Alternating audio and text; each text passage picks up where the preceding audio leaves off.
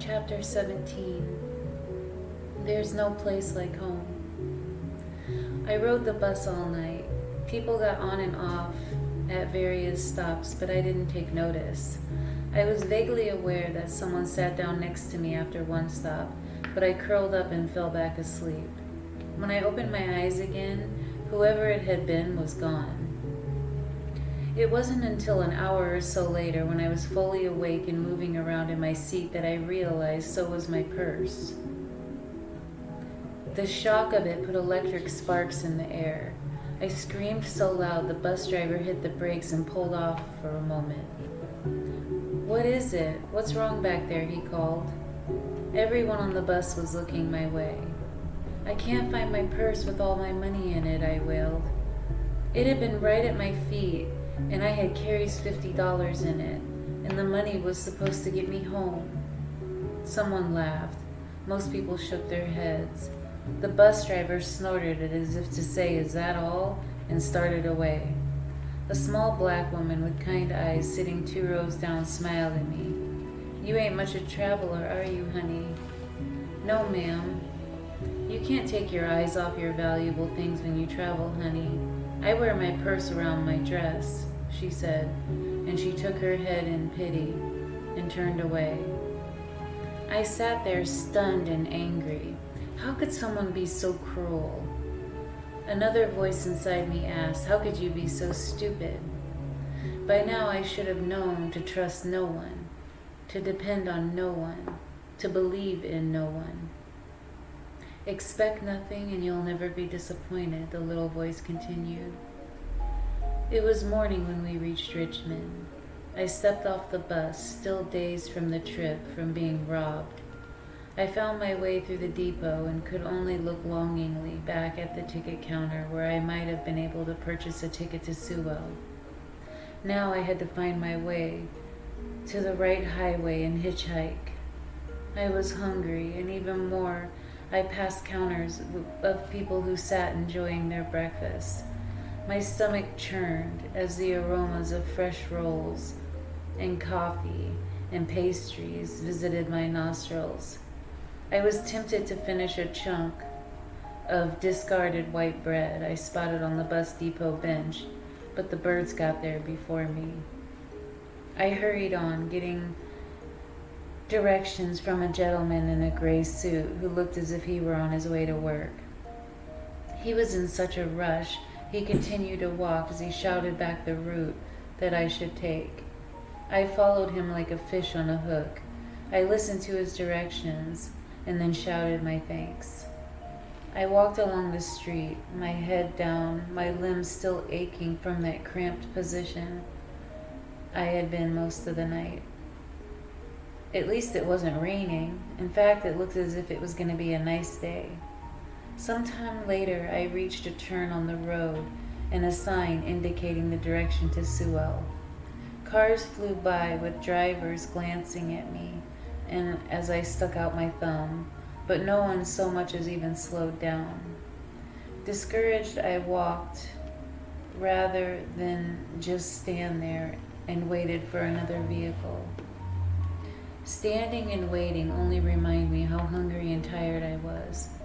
Every time I heard a car, I spun around and jerked out my thumb in the air, again with no success. One woman driving by glared at me with such disapproval I thought she might stop her car and lecture me. There was a lull, and then another stream of vehicles. This time a light brown van with dents all over it showed up and pulled up just a few feet ahead of me. I hurried to catch up. When I looked into the van, I saw a man with a rainbow-colored headband. He had strangly brown hair and wore dark sunglasses. An earring dangled from his right ear, and he had a necklace of what looked like bullet shells. His hair was dirty, too, and long, but it looked as if he had either chopped it away from his ears himself, or he had an amateur do it. He wore a faded gray sweatsuit. "Where are you headed?" he asked. "Sewell." "I'm not going there, but I'm going nearby," he said. I thought for a second. The closer I got, the better it would be, I concluded. Thank you, I said, and opened the door. But to my chagrin, there was no passenger seat. You'll have to crawl in back. Someone stole the seat last night, he exclaimed. Stole your seat? These seats are in demand and they're expensive. They sell them at chop shops, he said. If you're coming along, get in. I gotta make it to Jacksonville before nightfall. I hesitated. No one else stopped for me, and I was tired. I decided to go, and I stepped in the van and crouched in the rear. There was a mattress with a ragged sheet placed sloppily over it, and a pillow with no pillowcase, and a thin, tattered wool blanket. Beside it was a small sterno stove, some cans of food, packages of bread, cookies, and jars of peanut butter and jelly. There was a pile of clothes right next to the 2 cartons filled with magazines. He leaned over and closed the door of the van. Just find a spot, he said. You can sit on the bed. He pulled away quickly, and I nearly fell. I lowered myself gently onto the mattress. There was an odor of stale food and a mustiness that came from someone living and sleeping here for some time. What's your name? He called back. Melody. Great name. You sing? No. How come you're hitchhiking? I had my purse stolen while I was on the bus. Boy, if I heard that story once, I've heard it 500 times. If you're hungry, nibble on anything you want, he said. I gazed at the food, trying to decide if I wanted anything that looked clean enough to eat. I thought maybe a piece of bread and a little peanut butter might be all right. Thank you. I dug deep into the package and came up with a slice of bread. It felt a few days old, but it wasn't moldy. I wiped off a butter knife and dug out some peanut butter. How far you come? He asked. I rode the bus from Boston, but I started off at Cape Cod. No kidding? He turned back and looked at me. How old are you? Almost 17, I said. What are you, a runaway? No, I chewed and swallowed. In fact, I'm going home, I said. He nodded with a skeptical smile. Ain't we all, he muttered, and put on some music. I saw him reach over and take something from the glove compartment. When he lit it, I recognized the sweet aroma. Want a joint? No, thank you. Gotta stay cool in this world, he said. Don't let the stress get to you. That's the secret. Then he began to sing some tune of London Bridge falling down. That's the secret of my life. Of my life, the secret of my life, my fair lady, he laughed. I stopped eating and looked more closely at one of the cartons of magazines. The flap of one was open just enough for me to see the magazine cover. It looked like a picture of a naked little boy. Are you in the magazine business? I asked, realizing that he never told me his name. You might say I'm a distributor, he laughed. But you're only 17. You can't look at those. He turned and smiled. Now you really want to look at them, right? That's the way you get someone to buy onto your concept. Forbid them to do it. Stupid politicians, he mumbled. His dark eyes were as slick as oil. Scary. My heart stopped and then started to thump.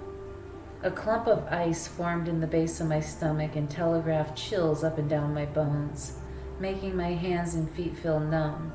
I felt as if I couldn't move, and the terror of what had begun to take form, like some ugly beast in my brain, grew bigger and bigger with every passing second as he stared back at me. I've been writing for hours myself, he said, and I forgot to eat. I'll just pull over here and get something. He slowed the van and turned off the road and went what looked like a gravel drive. I couldn't see the ground because it was so low down, but I did see some trees. Here we are, safe spot, he said. He shut off the engine. I couldn't swallow. I couldn't breathe. He got up and slowly turned into the rear of the van. How's the bread? He asked, sliding beside me. Fine, I managed. If we're stopping, I'll just go out and get some air, I said. He laughed. What's the matter? My house smells? I didn't reply. You look older than 17. I bet you could pass for 19, huh?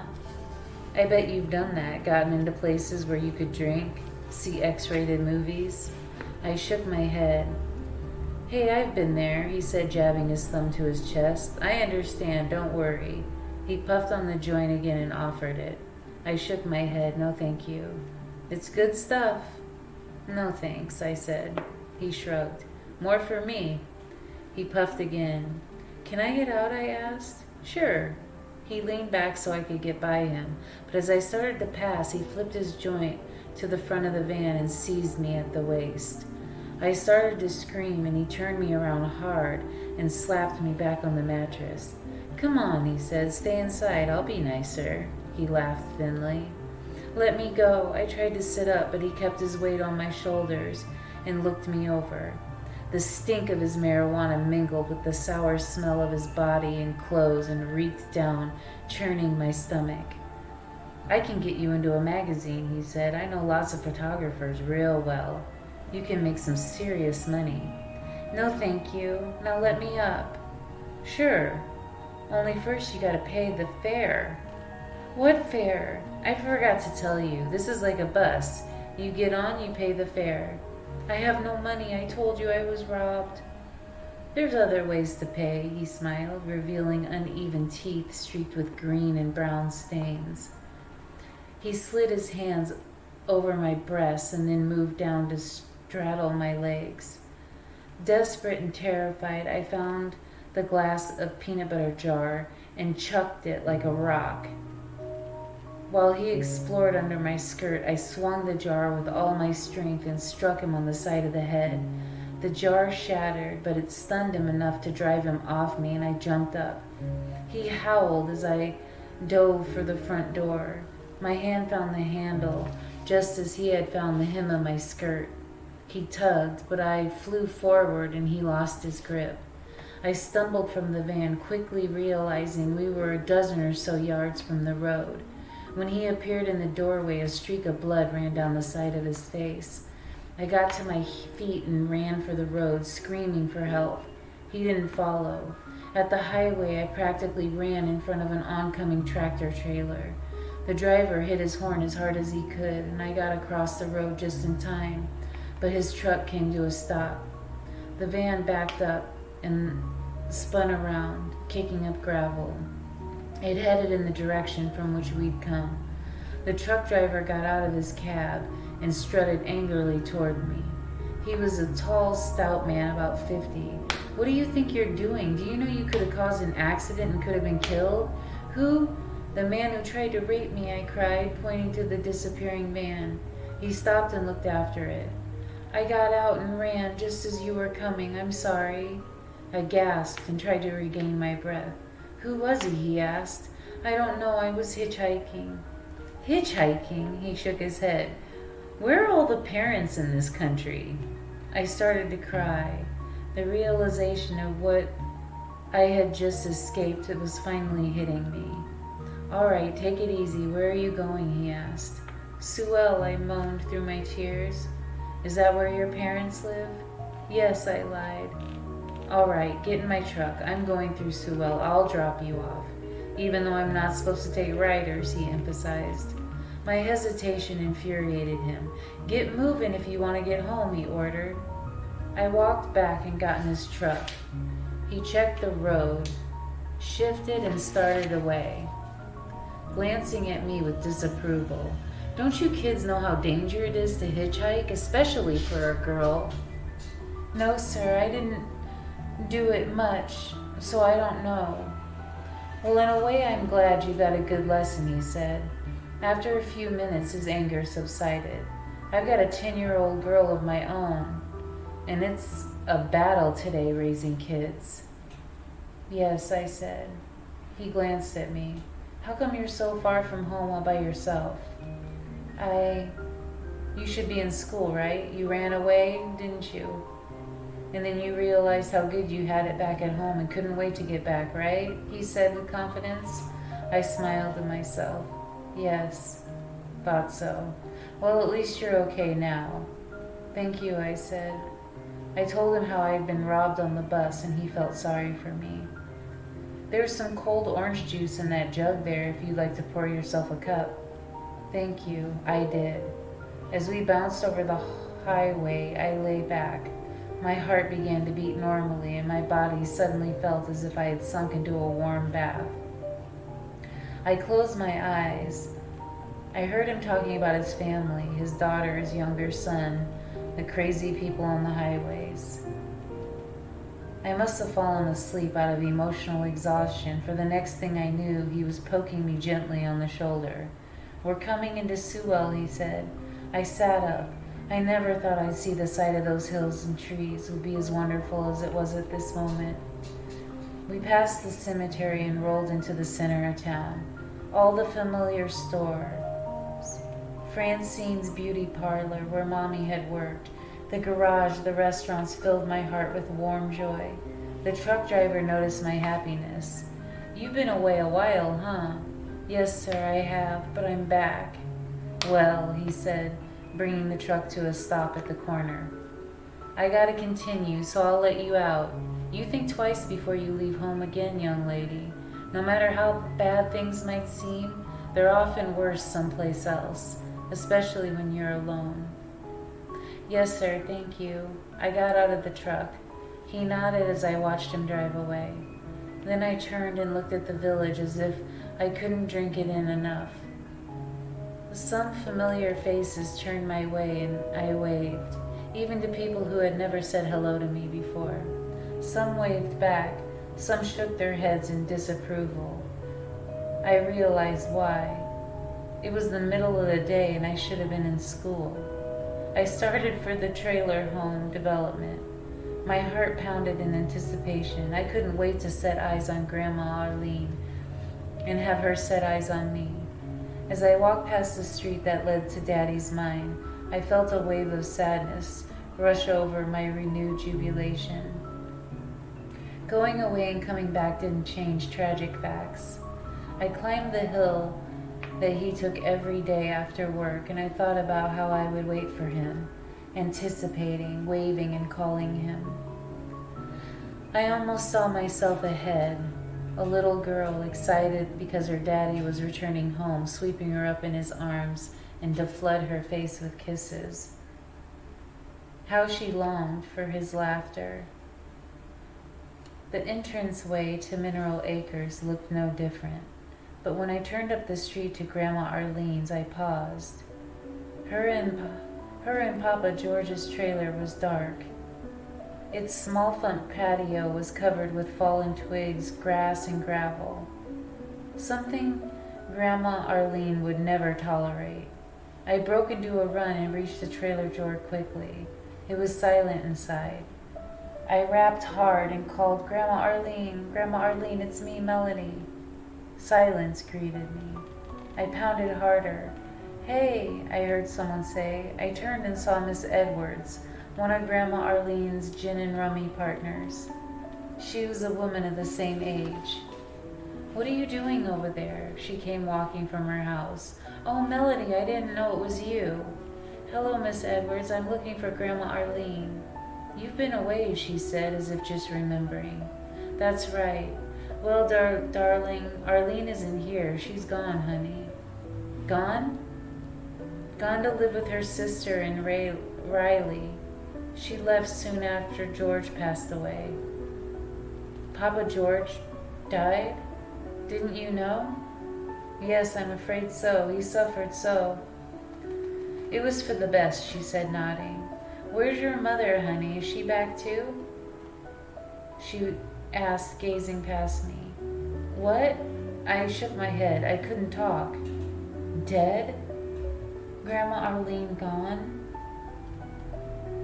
Here comes that serviceman to fix my washing machine, she said, as a truck pulled into her development. Only 2 hours late. I gotta go see him. Nice to see you back, honey. Say hello to your mother. Hey there, I'm here, she called to the driver, who poked his head out of the truck window. She marched away and I turned back to the door of Grandma Arlene and Papa George's trailer. It can't be, I thought. They can't be gone. I peered through the front window and saw the furniture covered in the dark Disappointment weighed me down. My legs felt as if they were lead. I gazed at my old trailer house. It looked just as deserted. Where would I go now? Who would I go to? I wondered. But I was too tired and too overwhelmed to care. I went to our old trailer home and tried the front door. There was a for rent sign on it. Of course, it was locked. But all that happened to me on the trip, and the shock of this news put me into a frenzy. I searched into the yard until I found a short metal rod, which I brought back to the door. I jabbed it into the small piece between the door and the trailer, and I pulled and tugged, shaking it and putting all my weight behind it until the door snapped open and I went flying back on the patio. I got up and threw the rod away and went inside. One way or another, I was home again, I thought. Everything had been turned off in the trailer home. Electric, the gas, even the water. The cupboards were empty, the refrigerator door left open and nothing on its shelves. Somebody, probably the bank, came to the trailer and removed everything else. After I wandered through the trailer, I curled up on one of the ragged living room rugs, just where the sofa had been. I didn't know the time. There were shadows in the corners and whispers in the walls. Time was irrelevant as honesty, I thought. I lay there sobbing until I fell asleep again. The sound of someone calling my name woke me up. I sat up, grinding the sleep from my eyes. The late afternoon sun was blocked by some high clouds, so the trailer was dark and I could see only a shadowy silhouette at the doorway. Melody? Alice, I cried, so happy to hear a friendly, familiar voice. How did you know I was here? Your cousin called me very late last night. He found my phone number in your notebook and remembered you had mentioned me as your best friend in Sewell. Carrie? Yes. He told me he put you on a bus and he was very worried that you wouldn't arrive safely, she said. I almost didn't. I replied and described my nearly disastrous adventure. Whoa, she said as I finished. You're lucky you got here. But, she gazed around, is your mother supposed to meet you here? No. I don't know where Mommy is, Alice. I sat on the floor again and she sat beside me just the way we used to sit together on the floor of her warm room in her beautiful house. What do you mean you don't know where she is? Didn't she call you? Didn't she tell you to meet her here? I don't understand, she said. Finally, I told her my story. With her eyes widening as I spoke, she absorbed it and then dropped her jaw in amazement and shock. Chester Logan was not your father, and you don't even know who your real father is? I shook my head. What are you gonna do? I don't know. I ran away because I was hoping to live with Grandma Arlene, I said. I never heard about Papa George. I went to the funeral, she said. Papa George is buried near your... I know. I don't know what to call him either. I sighed deeply. I'll just keep calling him Daddy until I find out the truth of my real father. You must be starving. Come home with me and get something to eat, Alice urged. I am starving, but I know your parents will say no. Thanks, Alice. You can't stay here. This place doesn't belong to you anymore. It belongs to the bank. I'll stay here until they throw me out, I guess. In the meantime, can you loan me some money? I'll buy some food. She thought, I know what I'll do. I'll go home and get some food for both of us. I'll tell my parents I'm studying chemistry with Beverly Murden and I'll come back here. I'll bring us some candles too. It'll be like a picnic, like the old days, okay? She said with enthusiasm. I laughed. How ironic. My predicament provided Alice with the most excitement she'd seen in months. Okay, I said. Your cousin left me a telephone number so I could tell him whether you arrived safely. You want me to tell him anything else? Just say thanks, but don't tell him about the other things. I don't want him to know how terrible my trip was, okay? She nodded. It'll take me a little while to get everything together and get back. That's all right. I want to go to the cemetery and pay my respects to Papa George and visit my daddy's grave. You mean the man you thought was your daddy, she corrected. Yes. Okay, I'll meet you back here. I'll bring the radio that works on batteries so we can have some music. I've got a lot to tell you about the kids at school. Bobby Lockwood is going with Mary Hartman. Okay, I said, trying not to sound interested, even though it sounded very insignificant for me. Anyway, I'm glad you're back, even if it's not for long, Alice said, squeezing my hand. See you in about an hour. She hurried from the trailer. I followed soon afterward. The sky became more and more overcast, making everything gray and dreary by the time I arrived at the cemetery. It didn't take me long to find Papa George's fresh grave. Under his name were the dates of his birth and death. I'm sorry I wasn't here to see you one more time, Papa George. You were my real grandfather and will always be in my heart. I kissed the top of his tombstone and then walked down the path to Daddy's. For a long moment I stood there, just looking at the familiar carving. Then I shook my head, the tears running down my cheeks. Why, Daddy, why didn't you tell me the truth? I glared at his grave. I wanted to be angry, to hate him, but all I could see was his smiling face, his warm eyes, his happiness at the sight of me. I'm all alone, Daddy. I'm really all alone. I knelt at his grave and said a prayer. I asked that he and Mommy be forgiven for any terrible thing they might have done, and I asked for mercy. Then I stood up and stared at the tombstone for a long moment until a funny thought came to mind. If Papa George is with you, he's bawling you out for sure, Daddy. I can almost hear him.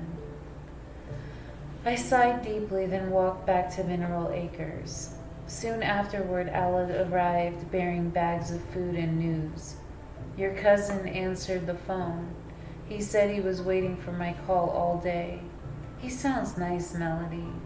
He is. You didn't tell him any of the bad things, did you, Alice? No, she said, but the way she lowered her eyes quickly told me otherwise. He said he hopes you'll come back. You told him about Grandma Arlene and Papa George then? He asked me. You didn't tell me not to tell him that, she protested. It doesn't matter, I suppose. She smiled and began to unpack.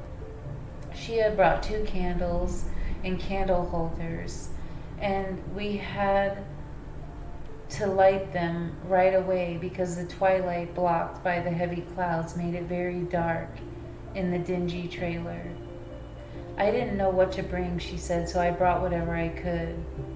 Her leftovers included chicken, some cold pasta, fruit, cookies, bread, a jar of honey, tuna fish, 2 bars of chocolate. The sight of the food reminded me of how hungry I was.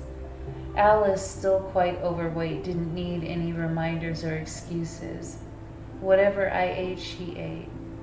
And we gobbled away, and she related all the stories about the kids at school.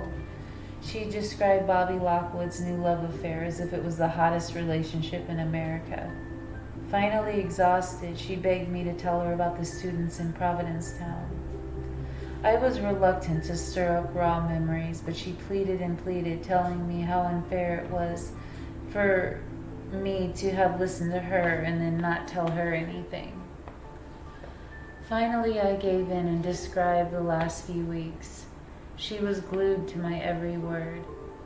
The candles burned down and darkness closed in around, and with it the cold air. You should at least come to my house to sleep, she said. You can come back here in the morning if you want. What are you going to do? She fired her questions at me before I could think of a single idea. Finally, something occurred to me.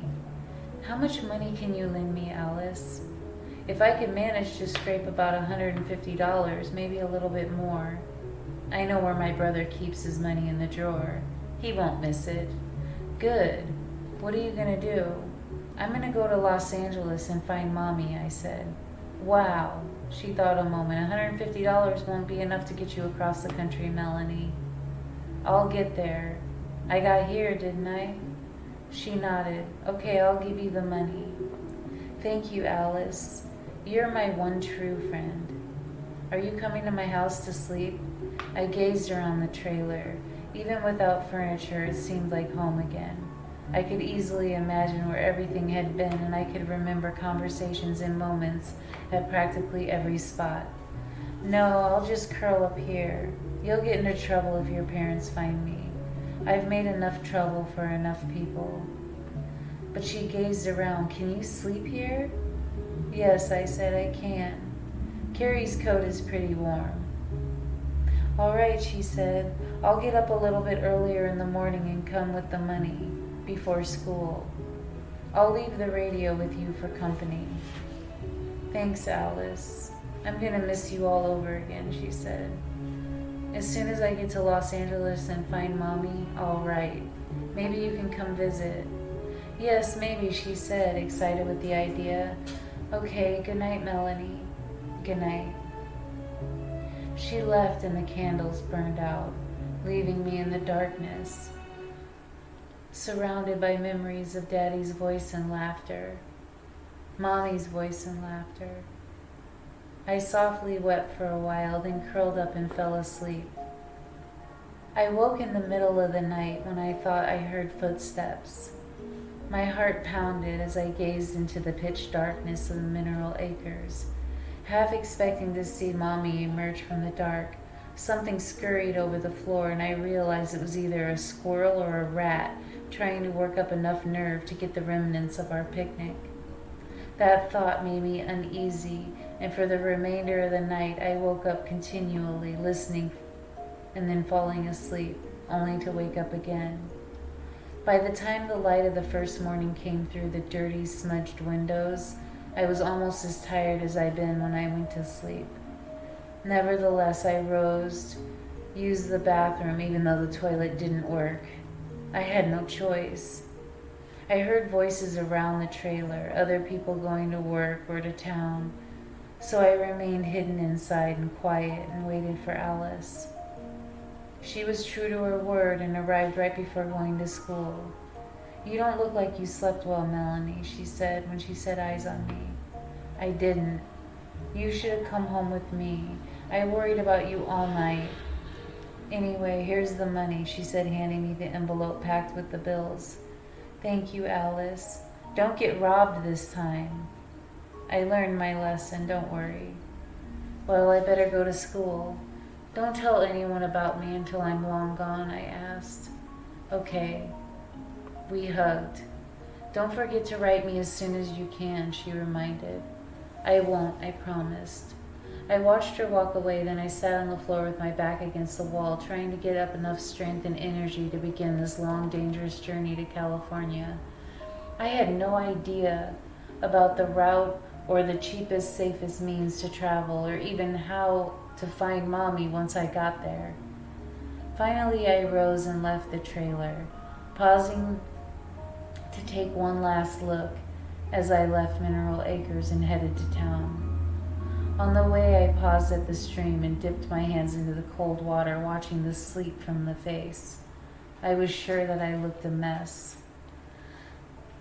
The bus depot was in the Mother Jones luncheonette. I ordered a cup of coffee and a buttered roll at the counter. The waitress asked me why I wasn't in school, and I told her I wasn't living at home anymore, just visiting. Still, I drew a lot of attention. I was afraid to go up to the information desk and ask about the routes to California. In the end, I decided to take a bus back to Richmond, thinking that it would be much easier to plan a cross-country trip from a big city like that.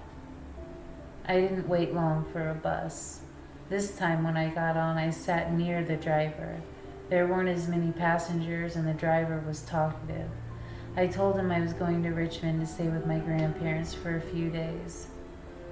Lies, I found, were coming to me easier now that I was on the run. I didn't like doing it, but I could see how much easier it was than telling people the truth. At the depot in Richmond, the ticket seller gave me a map that outlined a few different routes. I sat on the bench trying to figure out which route would be the cheapest and fastest. I was concentrating so intently on the bus map, I didn't see or sense that someone was standing right beside me. When I moved over the page, I looked at the feet and recognized the shoes. "Carrie," I screamed. "Talk about luck," he said, smiling. I was shocked but very happy to see his face. I got off the bus and just on my way to buy a ticket to Sewell, and then I saw you sitting here. "What are you doing here? How..." Grandma Olivia was furious when she found out what I did and what you did. She gave me the money to buy my bus ticket here and our bus tickets back, he said. "I'm not going back, Carrie," I said. "I'm going to go to Los Angeles to find my mother and get her to tell me the truth." "You don't have to go to Los Angeles, Melanie. I think I know the truth," Carrie said. Grandma Olivia and I had some down-to-earth talk, and I got her to tell me all she knows. "I think she knows who your father is," he said.